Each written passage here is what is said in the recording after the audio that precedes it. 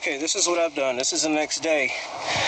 Now, I was talking about the clamp down there. I took this grinder and I did what I said I was going to do. This clamp that's on the far left, I cut that.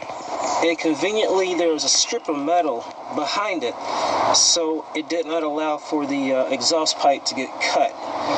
It's slightly grazed, but a slip of metal fell away when I cut right there, and that was the exact spot that I could fit this grinder between here and see properly. Yeah, the company, the makers, the automakers, designers, engineers, had a strip of metal right behind that strap, and it fell away. It was like, just a strip of metal. It wasn't part of the strap either.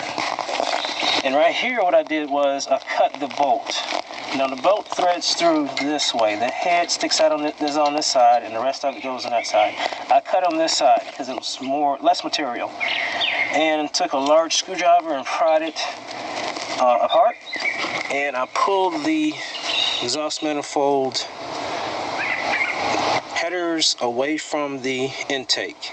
So after that, everything else has been disconnected. These up here that were on this fuel rail, just right here by the fuel rail, remember those plugs I showed you? There's one still over here that I have to undo, but I had to actually break those because they have a metal mount, and as you can see, this metal mount's been bent all the way to the right. I had to break the plastic clip because it had like a little divot.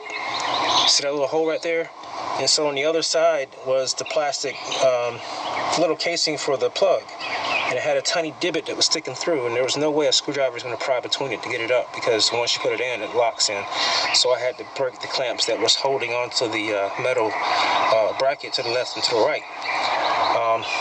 That's how you have to do it. There's 3 up here, 1 right there. I have to get that one later. So this is what the inside of the head looks like on the top. Single overhead cam. You have your rocker arms.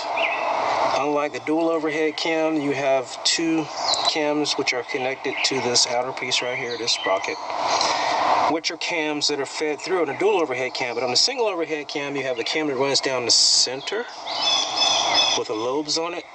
You've got lobes on the rocker, and see, it rolls and it pushes these up and down. Well, it actuates it. That's what it does. So that's what it looks like. Very never been touched before. Looking on the inside, it's top of the valve cover. Yeah, it's dirty, of course, but I'm just saying it's never been. It looks like it's never been opened. And to get it up, actually, when you take these screws out, and they are, it seems like there's something else holding it. There's only 6 screws. 3 right here on the bottom, 3 on the top, on the back side. I took this screwdriver and I pried right here. Actually, I took it and I bumped it, and I heard it slightly make a little ploop sound, and I pried it up, and the cover came off, and I set the cover over there.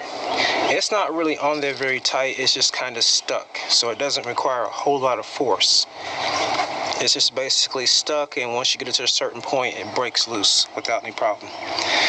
So, one thing else I want to mention. The other day I said that these head bolts, let me show you where the head bolts are. There's 1 right there, 2, 3, 4, 5. Let's get the light. 6, 7, 8, 9. There's 9, 10. There's 10 head bolts. So I was mentioning that it was a Tox screw, but it's not a Tox screw.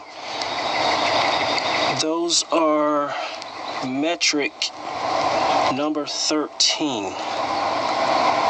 Metric number 13 screws right there. See how it's got the little star-like design? So that's what you have to have. A metric number 13 socket to undo that. Not a Tox bit socket. Screw. Well, it's the opposite of a socket, but you need a socket that's number 13. Doesn't have to be a deep socket. It can if you want to, just for the extension. But just want to tell you, that's what it is. Let me go ahead and stop this video. Got more things to do.